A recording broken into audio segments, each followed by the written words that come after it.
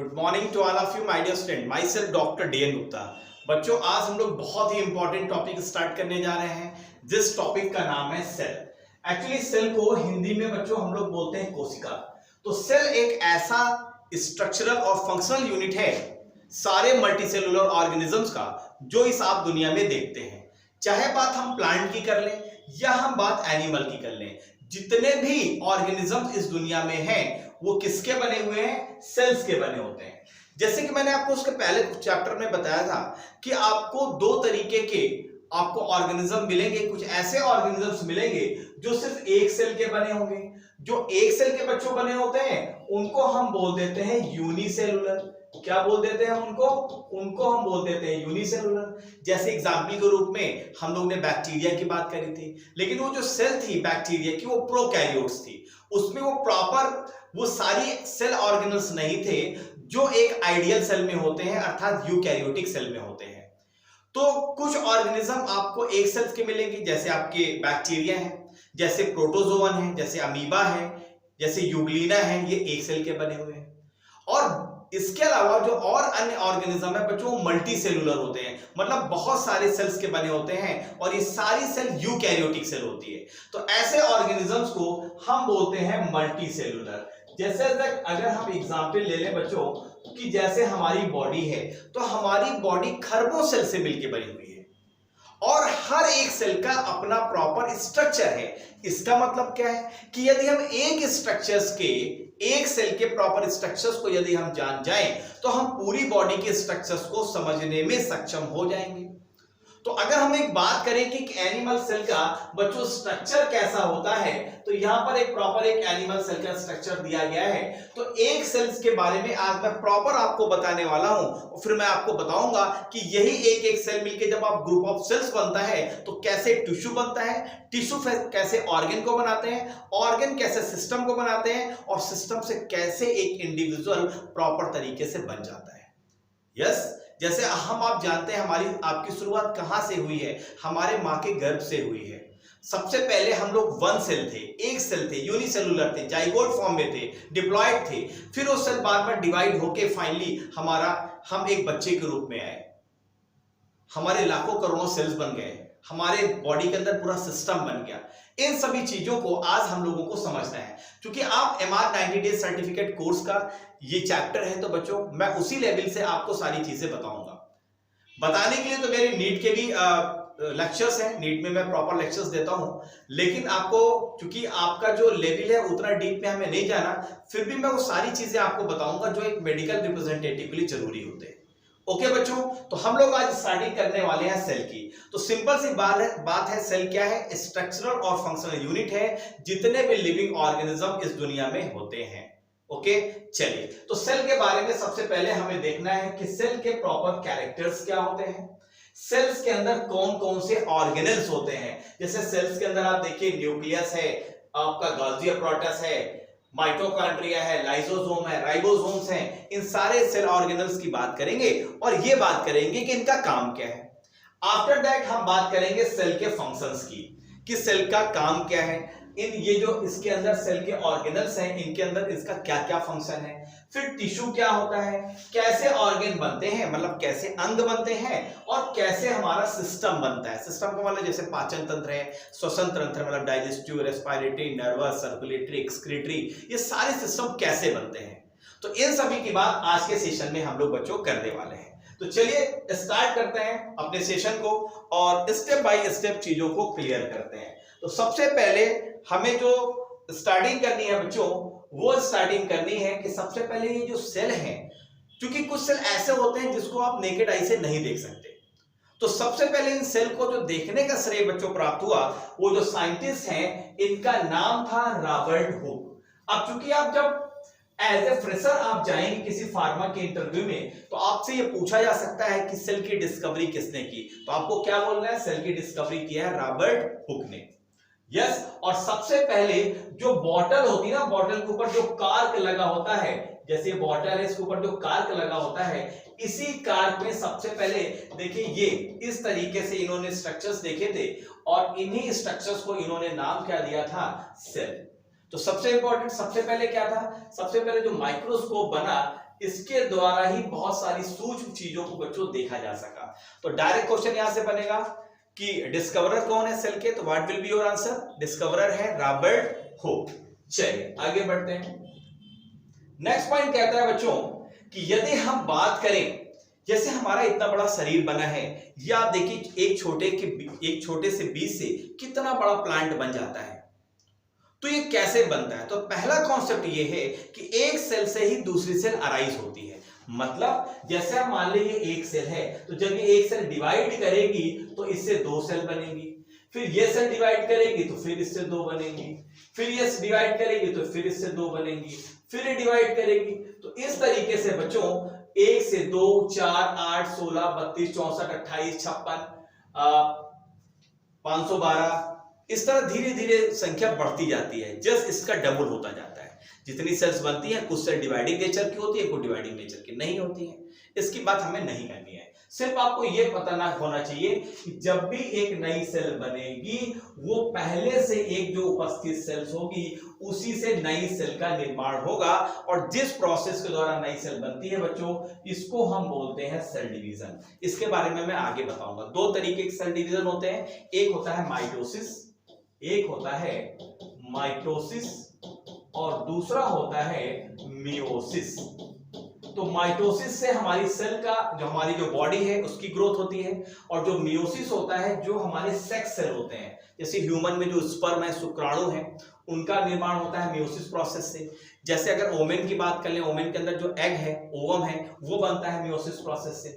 तो माइटोसिस से क्या बनेगा, हमारी बॉडी का जो ग्रोथ होता है वो माइटोसिस से होता है। तो दो तरीके के सेल डिवीजन होते हैं। तो यहां पर हमें क्या देखना है, हमें यहां पर इस पॉइंट पर ध्यान देना है कि जब भी नई सेल बनेगी वो पहले से उपस्थित एग्जिस्टिंग सेल के डिवीजन से बनेगी, और ऐसे डिवीजन को हम बोलेंगे माइटोसिस। अगर उस सेल से निर्माण हो रहा है हमारे बॉडी की बॉडी की ग्रोथ हो रही है तब। चलिए अगर हम बात करें सिंपल सी बात बच्चों, तो यहां पर देखिए कि सेल के बारे में क्या कहा जा रहा है कि सेल जो है वो स्ट्रक्चरल यूनिट है सभी लिविंग थिंग्स की जो इस दुनिया में आप देखते हैं। प्रोटोजोआ से लेके आप देखिए जितने भी ऑर्गेनिज्म है सारी दुनिया में, ये सब सेल से बने हैं। सिंपल सी बात है, जैसे आप अपना मकान देखते हैं बच्चों, तो मकान की स्ट्रक्चरल यूनिट क्या है, ईंट है।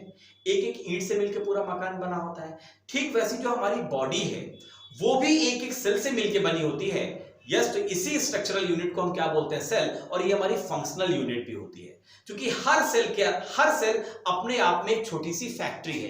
इसमें चीजें बनती हैं, बिगड़ती हैं, इन्हीं सेल के अंदर एनर्जी बनती है, जिस एनर्जी से हम अपना मूवमेंट्स कर पाते हैं, बोल पाते हैं, हाथ हिला पाते हैं, चल पाते हैं, इसी सब की वजह से। ठीक है बच्चों, तो अगर हम बात करें सेल की, तो सेल एक्चुअली सभी लिविंग ऑर्गेनिज्म की स्ट्रक्चरल और फंक्शनल यूनिट होती है। चाहे बात हम प्लांट की कर लें, या हम एनिमल्स की बात कर लें, या हम बात कर लें ह्यूमंस की, मतलब मानव की। तो अगर हम बात करें बच्चों, तो सेल के रेफरेंस में आप देखेंगे जितने भी प्लांट हैं वो किसके बने हैं, सेल के। जितने भी ह्यूमंस हैं किसके बने हैं, सेल के। जितने भी एनिमल्स हैं किसके बने हैं, सेल के। जितने भी माइक्रो ऑर्गेनिजम्स हैं, जैसे प्रोटोजोअन है, एल्गी है, फंगी है, ये सब किसके बने होते हैं, ये भी सेल के ही बने होते हैं। और जितने भी पैथोजेंस हैं, चाहे वो बैक्टीरिया हो, चाहे वो फंगी हो, ये सब किसके बने होते हैं, सेल के ही बने होते हैं। ये अलग बात है कि वो एक सेल के बने हैं, बहुत सारे सेल के बने हुए हैं, लेकिन सभी की स्ट्रक्चरल और फंक्शनल यूनिट बच्चों क्या होती है, वो होती है सेल। तो इस चीज को आपको माइंड में रखना है। चलिए आगे बढ़ते हैं, कुछ चीजों को और समझते हैं हम लोग। अगर हम बात करें बच्चों, तो यहां पर किस तरीके से एक पूरा एक बॉडी बन जाती है, ह्यूमन की कैसे एक बॉडी तैयार हो जाती है, तो देखो शुरुआत कैसे होती है। सबसे पहले अगर हम बात करें, तो आपको पता है कि जब एक मेल और फीमेल के बीच में सेक्स होता है, तो जो मेल का स्पर्म है फीमेल की वजाइना के अंदर एंट्री करता है, और फाइनली वहां पर जो फीमेल रिप्रोडक्टिव ऑर्गन है, वहां पर जो पहले से ओवम होता है, एग होता है, उसके साथ फ्यूज करता है। तो जब एक स्पर्म ओवम के साथ फ्यूज करता है, तो सबसे पहले फीमेल के रिप्रोडक्टिव सिस्टम्स के अंदर पहला एक सेल तैयार होता है बच्चों, इसको बोलते हैं जाइगोट। और इसका जो प्लाइडी लेवल होता है 2n होता है, मतलब इसमें क्रोमोसोम की संख्या कितनी होती है, 46 होती है। जबकि स्पर्म में हमेशा क्रोमोसोम की संख्या हमेशा उसकी हाफ होगी, चाहे हम स्पर्म की बात कर ले या ओवम की बात कर लेते हैं। लेकिन जब स्पर्म ओवम से मिलता है फाइनली, तो जो सेल बनती है बच्चों वो 2n होती है और उसके अंदर क्रोमोसोम की संख्या 46 होती है। जैसे अगर हम बात करें हमारे बॉडी में बच्चे जितने भी सेल हैं, अगर एक सेल्स को निकालोगे तो इसके अंदर क्रोमोसोम, जिसको हिंदी में गुणसूत्र बोलते हैं, इनकी संख्या होती है 46।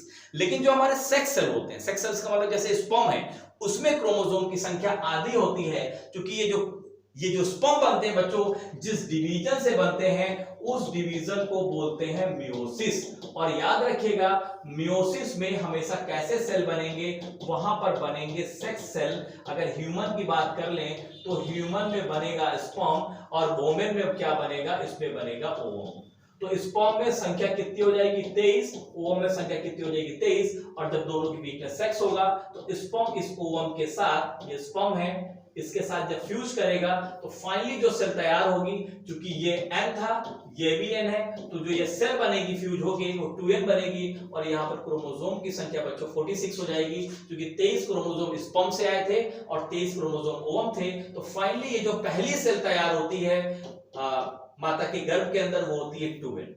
और जब ये 2n बन जाती है, फिर इस सेल बार बार डिवाइड करती है, एक सेल से दो सेल, तो वहां पर भी क्रोमोसोम की संख्या 46 होगी।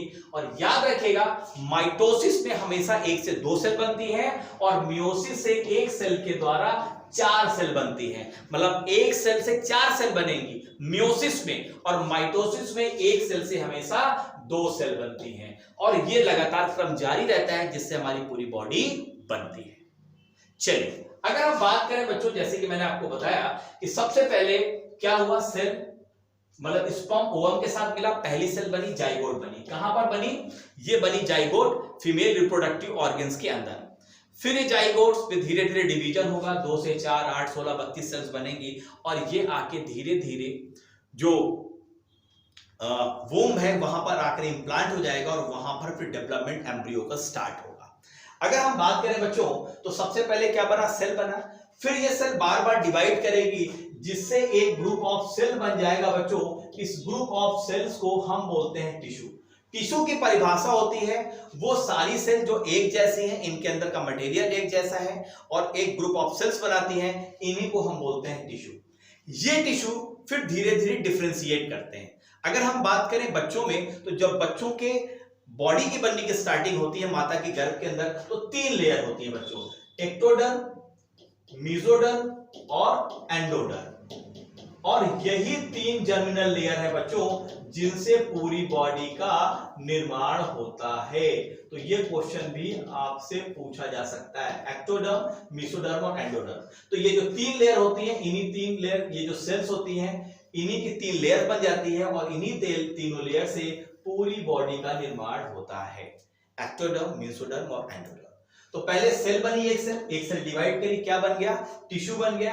और ये टिश्यू मिलके क्या बनाएंगे, ये अंगों का निर्माण स्टार्ट करेंगे।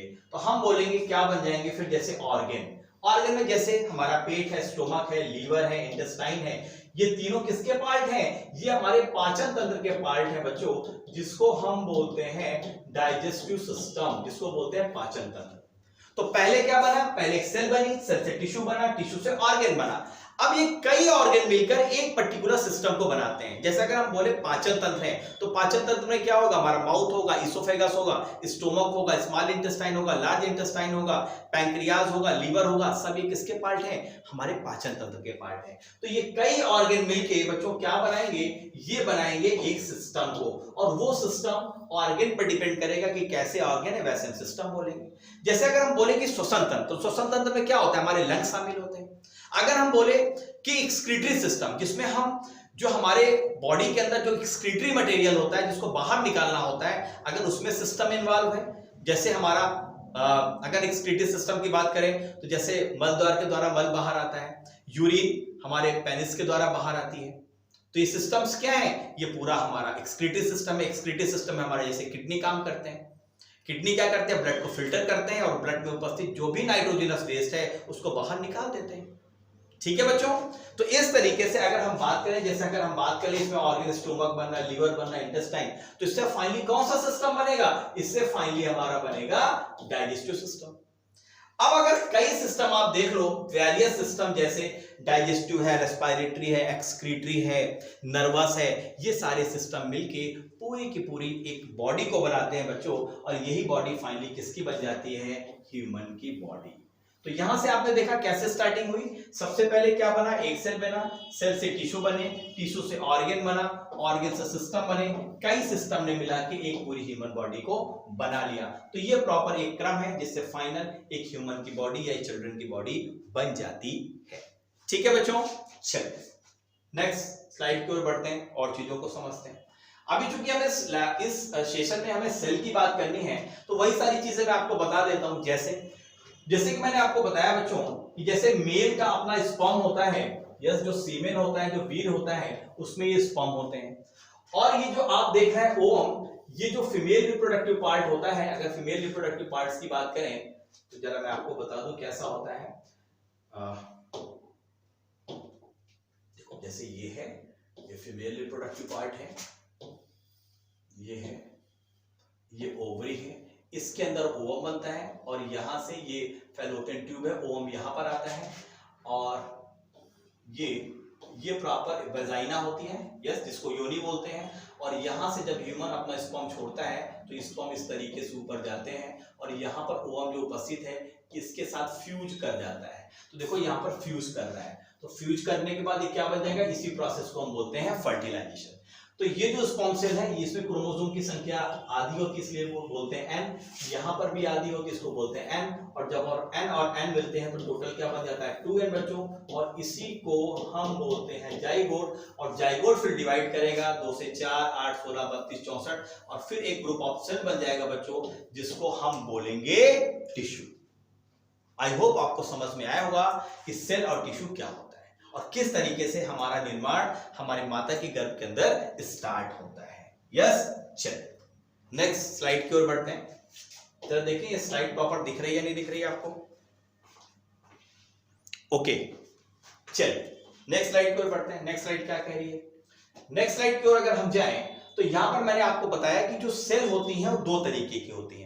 एक सेल होती है जिसको हम सोमैटिक सेल बोलते हैं, सोमैटिक सेल से जिससे हमारी बॉडी का निर्माण होता है। और दूसरी सेक्स सेल होती है जो जैसे वो प्रॉपर सेक्स सेल बनने के लिए प्रॉपर स्पेशलाइज्ड होती है। जैसे अगर हम बात करें बच्चों तो 2 तरीके के डिवीजन होते हैं। जो माइटोसिस होता है इसको बोलते हैं सूत्री विभाजन, और जो मियोसिस होता है इसको बोलते हैं अर्धसूत्री विभाजन। तो जो माइटोसिस होता है, जो डिवीजन माइटोसिस है, इससे हमारे बॉडी सेल्स बनते हैं, बॉडी सेल डिवाइड करते हैं, पूरी हमारी बॉडी बनती है, और डिफरेंट जो ऑर्गन बनते हैं, जो डिफरेंट सिस्टम बनते हैं बच्चों, वो माइटोसिस डिवीजन के द्वारा बनते हैं। और माइटोसिस में याद रखिएगा एक सेल से हमेशा 2 सेल बनती है, इसको बोलते हैं माइटोसिस। और यहां पर जो क्रोमोसोम की संख्या अगर 46 होगी, 46 होगी, तो इन सेल के अंदर भी 46 क्रोमोसोम ही जाएंगे, मतलब ये सेल अपने पेरेंट सेल से आइडेंटिकल होंगे। लेकिन मियोसिस के केस में क्या होता है बच्चों? एक सेल से यहां पर 4 सेल्स बनती हैं और इसको हम बोलते हैं मियोसिस या अर्धसूत्री विभाजन। और इससे बनते हैं स्पर्म ह्यूमन में, मेल में, और फीमेल में बनते हैं इससे ओवम। यस, जो मैंने पहले आपको बताया था। तो माइटोसिस से बनेगी 1 से 2 सेल, इससे हमारी बनेगी बॉडी पूरी। और जो मियोसिस होगा बच्चों, इससे बनते हैं स्पर्म सेल, जैसे स्पर्म शुक्राणु ह्यूमन में, और एग सेल बनेगा फीमेल में, या ओवम भी इसको हम बोलते हैं। यस, और इस प्रोसेस में क्रोमोसोम की संख्या 23 उठाई जाती है, 46 से मतलब आधी हो जाएगी। जनरल सेल में 46 होगी, लेकिन सेक्स सेल में हमेशा क्रोमोसोम की संख्या 23 हो जाएगी। ये क्रोमोसोम्स क्या है इसके बारे में मैं आपको डीएनए और आरएनए पढ़ाने वाला हूं, वहां पर मैं बहुत बारीक से आपको समझाऊंगा कि ये क्रोमोसोम्स क्या होते हैं, क्रोमेटिन्स क्या होते हैं, ये जो नंबर्स है इसका मतलब क्या है, तब आपको सारी चीजें और आपको क्लियर हो जाएंगी। चलिए आगे बढ़ते हैं और नेक्स्ट पॉइंट की ओर बढ़ते हैं। क्या कह रहा है नेक्स्ट पॉइंट?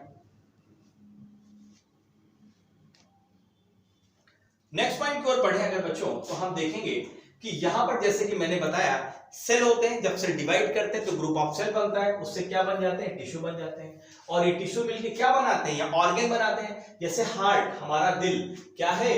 ये क्या है? ये हमारा ऑर्गन ही तो है। जैसे ह्यूमन हार्ट 4 चैम्बर्ड होता है। लीवर ये क्या है? एक अंग है। लंग्स, फेफड़े ये क्या है? ये लंग्स है। ये लंग्स क्या है? ये ऑर्गन्स हैं। तो कौन बनेगा? टिश्यू ही तो इसको बनाएंगे। अब डिफरेंट ऑर्गन्स में बनाते हैं डिफरेंट सिस्टम। जैसे अगर हम डाइजेस्टिव सिस्टम की बात करें तो डाइजेस्टिव सिस्टम को अगर हम बात करें तो डाइजेस्टिव सिस्टम में कौन कौन से अंग होते हैं, तो डाइजेस्टिव सिस्टम में जैसे हमारा इसोफेगस, हमारा स्टोमक, हमारी small intestine, large intestine, liver, pancreas, ये सब हमारे डाइजेस्टिव सिस्टम के ऑर्गन हैं।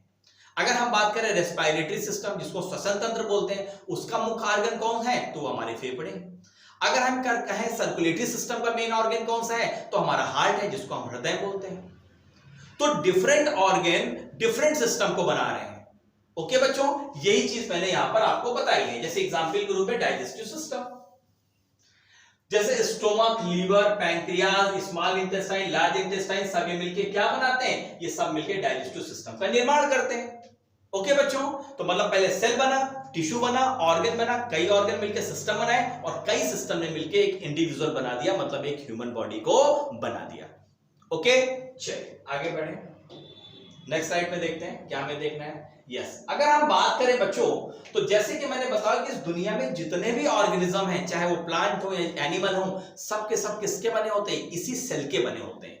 ये अलग बात है कि वो एक सेल के बने या बहुत सारे सेल के बने हैं। अगर एक सेल के बने हैं तो यूनिसेलुलर, बहुत सारे सेल के बने तो मल्टीसेलुलर, अगर वो सेल पूरी तरह से डेवलप नहीं है तो प्रोकैरियोट्स, और अगर सारे ऑर्गेनेल उसके अंदर है तो यूकैरियोट्स। क्लियर है? तो अगर हम माइक्रो ऑर्गेनिजम्स की बात करें तो जैसे अगर हम वायरस की बात करें तो वायरस को ना तो लिविंग माना जाता है और ना ही डेड माना जाता है, क्योंकि जब भी ये होस्ट के बाहर होगा, अगर बॉडी के बाहर होगा तो बच्चों में से डेड रहता है, लेकिन अगर बॉडी के अंदर आ गया तो ये जीवित हो जाता है। इसलिए वायरस को हम सेल नहीं बोलते, इसको लिविंग और नॉन लिविंग के बीच की कड़ी बोलते हैं। ठीक है, सेकंड पॉइंट, क्योंकि वायरस में सेल जैसा कुछ भी नहीं है। सेकंड बात, अगर हम बैक्टीरिया के बोले तो बच्चों वास्तव में सेल की जो स्टार्टिंग होती है वो हम बैक्टीरिया से कह सकते हैं, क्योंकि इनकी सेल प्रोकैरियोट्स होती हैं। इसमें न्यूक्लियस स्पष्ट नहीं होता, इसमें स्पष्ट माइटोकॉन्ड्रिया नहीं होता है, इसमें प्रॉपर गाल्जी बॉडीज भी नहीं होती है। तो सेल के अंदर जो चीजें सेल ऑर्गेनल्स होती हैं जो किसी सेल को परफेक्ट बनाती हैं, अगर वो चीजें नहीं हैं तो ऐसी सेल को हम प्रोकैरियोटिक सेल बोलेंगे। तो जो बैक्टीरिया है वो क्या है, प्रोकैरियोटिक सेल है। और आपको मैंने इसके पहले वाले लेक्चर में आपको बताया था कि बहुत सारे बैक्टीरिया ह्यूमन बॉडी में डिफरेंट डिसीज को क्रिएट करते हैं। जैसे सैल्मोनेला टाइफी था, टाइफाइड फीवर हो रहा था उससे, यस, जैसे टिटैनी बैक्टीरिया था उससे टिटनेस हो रहा था। तो इस तरीके से हमने बात करी। शुरुआत कहां से होती है यूकैरियोटिक सेल्स की, वो होती है प्रोटोजोआ से। प्रोटोजोआ का मतलब जैसे एक पैथोजन होता है प्लाज्मोडियम वाइवेक्स, इसकी वजह से मलेरिया होता है। जैसे प्लाज्मोडियम फैल्सीपेरम, इसकी वजह से भी मलेरिया होता है। ट्रिपैनोसोमा गैम्बियंस, इसकी वजह से स्लीपिंग सिकनेस डिसीज होती है बच्चों। तो प्रोटोजोआ शुरुआत हो जाती है यहीं से यूकैरियोटिक सेल्स की, और ये भी कई डिफरेंट डिसीज देते हैं। जैसे फंगी, यस, ये भी एक सेल है और ये भी कई डिसीज देती है। दूसरे पैथोजन, ये सब के सब बच्चों किसके बने हुए हैं, ये सेल के बने होते हैं। वायरस को आप छोड़ दीजिए, वायरस को छोड़ के बाकी सब किसके बने हैं, सेल के ही बने। अगर हम बात करें ह्यूमन सेल्स की, जैसे स्पर्म सेल, तो स्पर्म सेल की अगर हम बात करेंगे बच्चों तो जो स्पर्म सेल है वो कैसा है, इसमें क्रोमोसोम की संख्या 23 होती है। तो ऐसे सेल को एन या ऐसे सेल को हम हैप्लॉइड सेल बोलते हैं, और जिसके अंदर क्रोमोसोम की संख्या टोटल 46 होती है उसको हम डिप्लॉइड सेल बोलते हैं। तो जैसे स्पर्म सेल और ओवम सेल दोनों कैसी हो गई, एन, और ये हैप्लॉइड होती है। जैसे स्मूथ मसल सेल्स, ये क्या है, ये डिप्लॉइड है। जैसे नर्व सेल्स, ये हमारा नर्वस सिस्टम को बनाती हैं। जैसे ब्लड सेल्स हमारे सर्कुलेटरी सिस्टम को बनाती हैं। आरबीसी का मतलब रेड ब्लड सेल्स, डब्ल्यूबीसी का मतलब white blood cells. White blood cells हमारा जो इम्यून सिस्टम होता है उसका पार्ट है। तो आप देखिए जितने भी तरीके की सेल हैं सब की सब स्ट्रक्चरल और फंक्शनल यूनिट सभी की बच्चों क्या है, तो सभी की स्ट्रक्चरल और फंक्शनल यूनिट सिर्फ और सिर्फ वो सेल है। ओके, चलिए आगे बढ़ते हैं।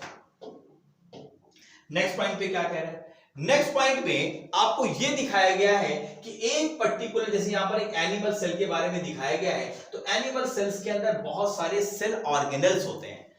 जैसे बच्चों अगर देखो तो एक सेल अपने आप में फैक्ट्री है, इसके अंदर चीजें बनती भी हैं, बिगड़ती भी हैं, एनर्जी भी बनती है।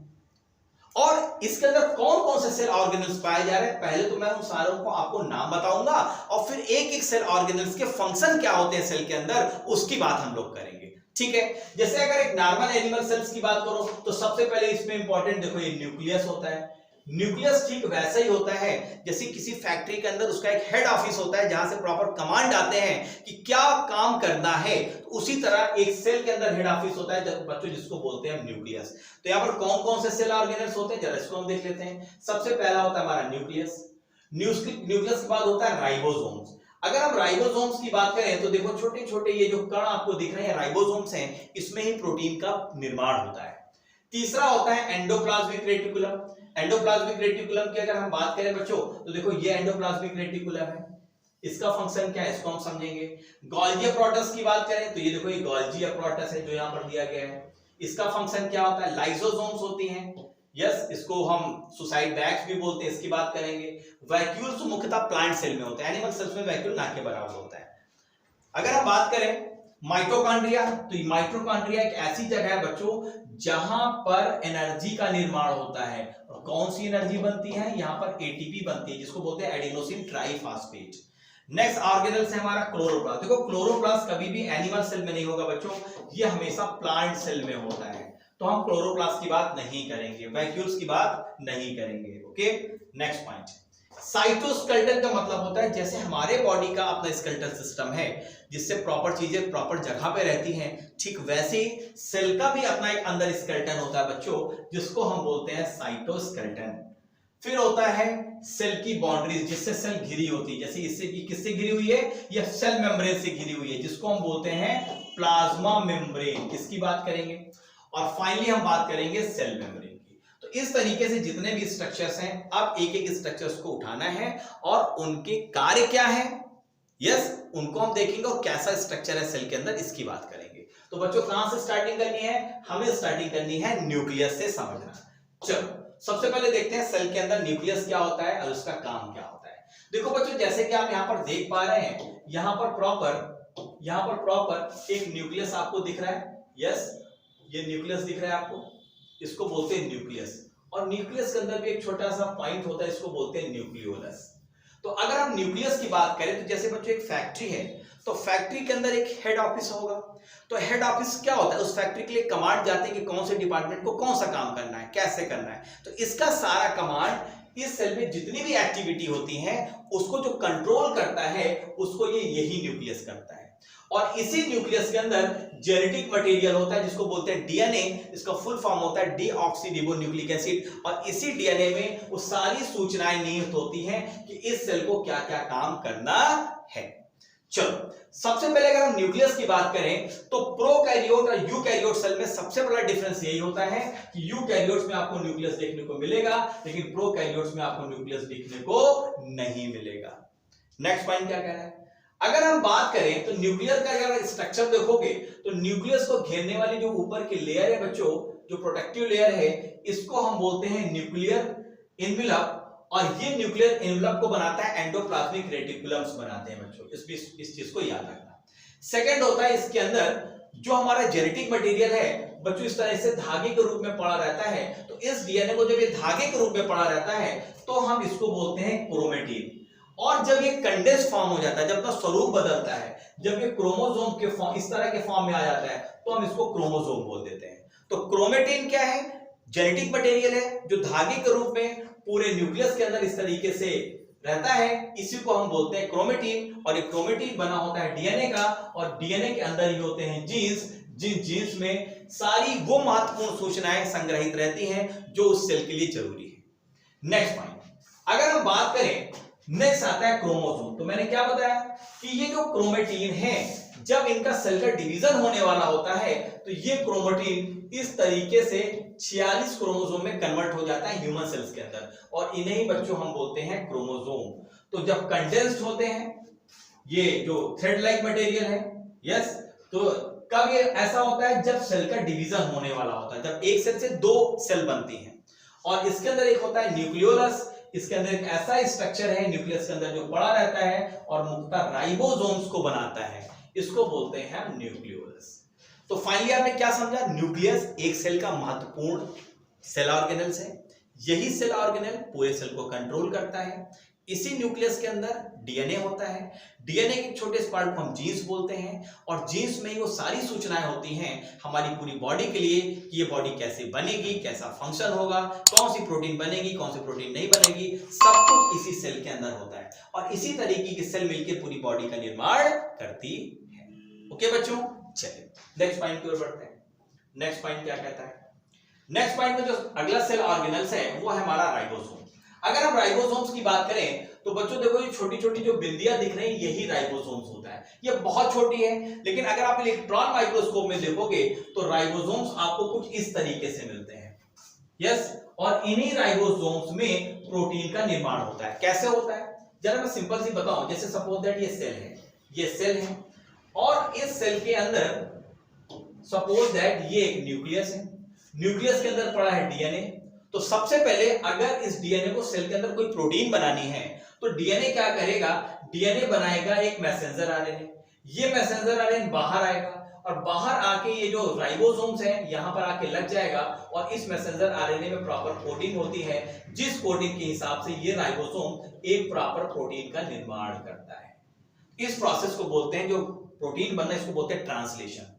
डीएनए से जो मैसेंजर आरएनए बनता है इसको बोलते हैं ट्रांसक्रिप्शन और जब मैसेंजर आरएनए से प्रोटीन बनती है इसको बोलते हैं ट्रांसलेशन। तो बच्चों इतना आपको डीप में नहीं जाना है, मैंने आपको बता दिया लेकिन आपके लिए इतना इंपॉर्टेंट नहीं है। सिर्फ आपको ये समझना है कि जो सेल ऑर्गेनल्स हैं हमारे राइबोसोम, इनका मेन काम क्या होता है? इनका मेन काम होता है प्रोटीन का निर्माण करना और ये कहां बनते हैं? न्यूक्लियोलस के अंदर बनते हैं। क्या आपने समझा यहां पर? और ये जो राइबोसोम्स हैं ये आरएनए और प्रोटीन से मिलके बने होते हैं और इनका मेन काम क्या होता है बच्चों? इनका मेन काम होता है प्रोटीन को बनाना। हमारे बॉडी के अंदर आपको पता है प्रोटीन बहुत इंपॉर्टेंट रोल प्ले करती है। जो प्लाज्मा मेम्ब्रेन है वो भी प्रोटीन की बनी है, जितने भी माइटोकॉन्ड्रिया हैं ये भी स्कीमी मेम्ब्रेन प्रोटीन की बनी है। तो प्रोटीन बहुत जरूरी है। ठीक है, चलो नेक्स्ट पॉइंट की ओर बढ़ते हैं। नेक्स्ट जो हमारा सेल ऑर्गेनल है वो है एंडोप्लाज्मिक रेटिकुलम। देखो endoplasmic reticulum yes nuclear envelope की तरह ये यहाँ पर देखो लगा हुआ है।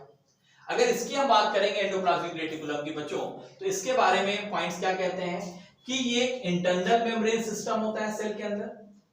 इसमें लिपिड, प्रोटीन्स और दूसरे प्रोडक्ट्स भी यहां पर बनते हैं।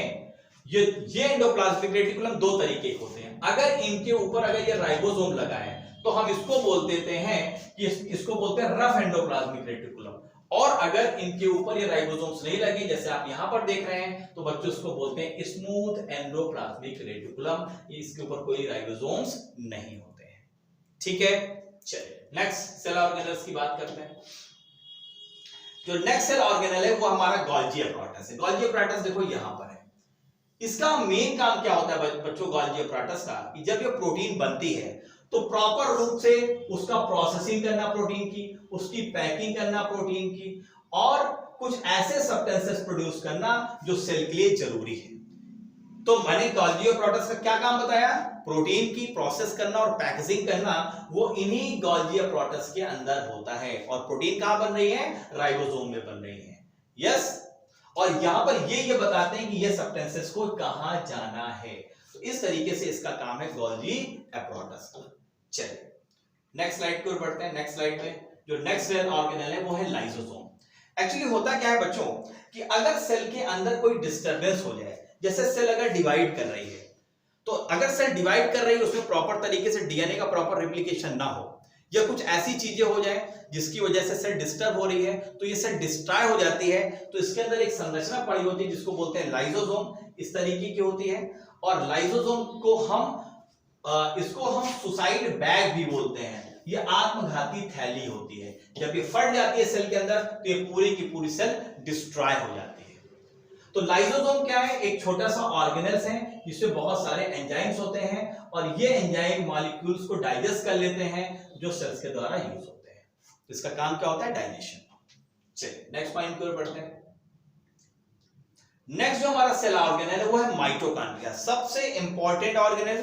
और इसी ऑर्गेनल के अंदर बच्चों ये आप देख रहे हैं ये है माइटोकॉन्ड्रिया, और इसी माइटोकॉन्ड्रिया के अंदर जो एनर्जी बनती है उसको हम बोलते हैं एटीपी। इसका फुल फॉर्म होता है एडिनोसिन ट्राइफॉस्फेट।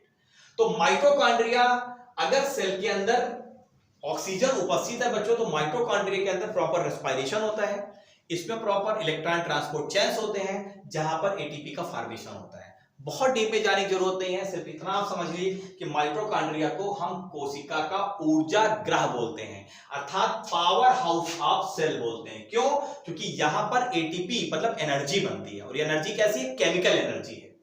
तो ये क्या करती है? Converts chemical energy stored in food into compound that are more convenient for the cell to use। तो जो हम फूड इनटेक करते हैं, जैसे हमने कार्बोहाइड्रेट खाया, जैसे गेहूं हमने खाया, गेहूं में क्या होता है? कार्बोहाइड्रेट। तो कार्बोहाइड्रेट जब हमारे डाइजेस्टिव सिस्टम में जाएगा तो ये फाइनली किसमें बदलता है? ग्लूकोज में। तो बच्चों ये जो ग्लूकोज है, फिर जब ये साइटोप्लाज्म में आता है तो साइटोप्लाज्म में आके इसमें ग्लाइकोलिसिस होती है और ये बदल जाता है पायरुविक एसिड में। ये पायरुविक एसिड फिर चेंज होता है एसिटिल को एंजाइम ए में, और ये एसिटिल को एंजाइम ए इसी माइटोकॉन्ड्रिया के अंदर फाइनली फिर इसकी प्रोसेस होती है, क्रेब साइकिल चलती है। यस, और इस क्रेब साइकिल से कुछ हम एसिमिलेटरी पावर बनाते हैं और वही एसिमिलेटरी पावर फाइनली एटीपी में कन्वर्ट हो जाता है। आपको ये साइंटिफिक भाषा कुछ कम समझ में आ रही होगी, लेकिन आपको समझने के लिए सिर्फ इतना पर्याप्त है कि माइटोकॉन्ड्रिया का जो मेन काम होता है सेल के अंदर, वो होता है एनर्जी का बनाना, और उस एनर्जी का नाम है एटीपी। और इसी एनर्जी की वजह से हमारे हाथ पैर सबका मूवमेंट्स होता है, यही से एनर्जी हमको मिलती है। ठीक है बच्चों, और माइटोकॉन्ड्रिया के प्रॉपर स्ट्रक्चर्स को देखेंगे तो प्रॉपर ये देखो स्ट्रक्चर्स दिख रहा है, यहाँ पर फिंगर लाइक स्ट्रक्चर्स आपको दिख रहे हैं, जिसको हम क्रिस्टी बोलते हैं। इसके अंदर राइबोसोम्स भी हैं, ग्रेन्यूल्स भी हैं, और एटीपी सिंथेसिस पार्टिकल भी है। तो ये प्रॉपर आपका माइटोकॉन्ड्रिया का स्ट्रक्चर हो गया। चलिए नेक्स्ट पॉइंट की ओर बढ़ते हैं। नेक्स्ट जो हमारा सेल ऑर्गेनेल है बच्चों, वो है साइटोस्केलेटन। साइटोस्केलेटन मैंने क्या बताया? जैसे ह्यूमन का अपना स्केलेटन होता है, स्केलेटन सिस्टम होता है, पूरा एक बोन का प्रॉपर सिस्टम होता है, हर ऑर्गन सही जगह पे सेट होते हैं, ठीक वैसे ही सेल के अंदर भी एक साइटोस्केलेटन होता है जो आप अपने आंखों से नहीं देख सकते, इसको आपको देखना होगा इलेक्ट्रॉन माइक्रोस्कोप से। तो जो साइटोस्केलेटन अगर आप देखेंगे तो देखो कुछ इस तरीके का होता है। देखो माइटोकॉन्ड्रिया को सही जगह पर इस स्केलेटन ने फिट किया हुआ है। तो साइटोस्केलेटन हेल्प करता है किसी सेल की शेप को मेंटेन करने के लिए, यस, ऑर्गेनेल्स को मूवमेंट करने के लिए, इनका काम होता है साइटोस्केलेटन। चलिए नेक्स्ट पॉइंट की ओर बढ़ते हैं। नेक्स्ट पॉइंट है बच्चों हमारा सेल बाउंड्री। सेल बाउंड्री का मतलब होता है जो सेल को घेरे रहती हैं। तो सेल अगर हम बाउंड्री की बात करें तो प्लांट सेल और एनिमल सेल में सबसे बड़ा अंतर क्या होता है कि एनिमल सेल में बच्चों सेल वॉल नहीं होती है और प्लांट सेल में सेल वॉल होती है, यही सबसे बड़ा अंतर है। दूसरा, यहां पर आपको एक बड़ी सी वैक्यूल्स मिलेगी, एनिमल सेल में ऐसी वैक्यूल नहीं मिलती हैं, कोई सेंट्रल वैक्यूल नहीं मिलती हैं। अगर हम एनिमल की सेल की बात करें तो यहां पर क्लोरोप्लास्ट नहीं होता है, क्लोरोप्लास्ट की वजह से ही सेल का कलर ग्रीन होता है। तो क्लोरोप्लास्ट आपको सिर्फ कहां मिलेगा? प्लांट सेल में मिलेगा। यस, यहां पर सेल वॉल होगी प्लांट के बाहर, यहां पर सेल वॉल नहीं होगी। तो यही मेन अंतर है। तो जो सेल बाउंड्री होती है, सेल मेम्ब्रेन आपको एनिमल सेल में मिलेगी, सेल वॉल आपको प्लांट सेल में मिलेगी, यही इंपॉर्टेंट है। और ये सेल वॉल आपको बैक्टीरिया, फंगी और प्लांट में मिलती है, और जो हमारी प्लाज्मा मेम्ब्रेन है वो एनिमल सेल में मिलती है। तो याद रखिएगा, सेल वॉल सिर्फ प्लांट सेल, बैक्टीरिया और फंगी में मिलेगी। ओके, चलिए नेक्स्ट अगर हम बात करें सेल मेम्ब्रेन की, जिसको हम प्लाज्मा मेम्ब्रेन भी कहते हैं बच्चों, तो ये देखो, ये जो ऊपर वाली जो बैगनी कलर की दिख रही है, यही सेल मेम्ब्रेन है और इसे हम प्लाज्मा मेम्ब्रेन कहते हैं। ये कंट्रोल करती है कि सेल के अंदर क्या आना है और क्या बाहर जाना है। तो इंटर और लीव्स का मूवमेंट्स, मतलब क्या आएगा और क्या बाहर जाएगा, इसका कंट्रोल ये करेगी हमारी प्लाज्मा मेम्ब्रेन। और ये क्या करती है? सपोर्ट प्रोवाइड करती है, सेल्स को प्रोटेक्शन देती है। और ये किसकी बनी होती है? लिपिड की बाई लेयर्ड होती है, डबल लेयर्ड होती है, फास्फोलिपिड्स की बनी होती है, जैसे आप यहाँ पर देख रहे हैं। तो यहाँ पर भी आपको इतना डीप नहीं जाना, सिर्फ आपको समझना है प्लाज्मा मेम्ब्रेन का काम क्या होता है, सेल को बाहर से प्रोटेक्शन देना, प्रॉपर शेप देना, क्या चीजें अंदर आए और क्या चीजें बाहर जाए, इसका ये कंट्रोल रखती है। तो इस तरीके से बच्चों आज के सेशन में हम लोग ने सेल्स के बारे में देखा, टिश्यू क्या होता है, ऑर्गन क्या होता है, सिस्टम क्या होता है, और एक सेल के अंदर कौन कौन से ऑर्गेनेल्स होते हैं, इनका काम क्या होता है, इन सारी चीजों को आज के सेशन में हम लोग ने कवर किया। तो मिलते हैं नेक्स्ट सेशन में, जिसमें हम लोग बात करेंगे डीएनए और आरएनए की। डीएनए जो जेनेटिक मटेरियल होता है, इसका स्ट्रक्चर्स कैसा होता है, इन सभी की बात हम लोग करेंगे नेक्स्ट सेशन में। तब तक के लिए bye bye, see you, have a nice day, thank you.